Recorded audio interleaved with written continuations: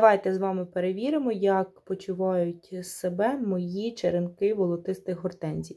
Як ви можете бачити, один сорт повністю покинув нашу естафету укорінення, а ось ці два тримаються. Це я обрізала раніше, ці я обрізала пізніше. І що я саме хочу дочекатися? Я хочу дочекатися утворення корінців на самих черенках, бо можна розмножувати брунькою, знімати ось ці брунючки і садити їх, кожну цю брунючку, і буде вам з кожної бруньки рослина. Але у мене, на жаль, немає умов для того, щоб це робити. Тому я от чекаю корінці.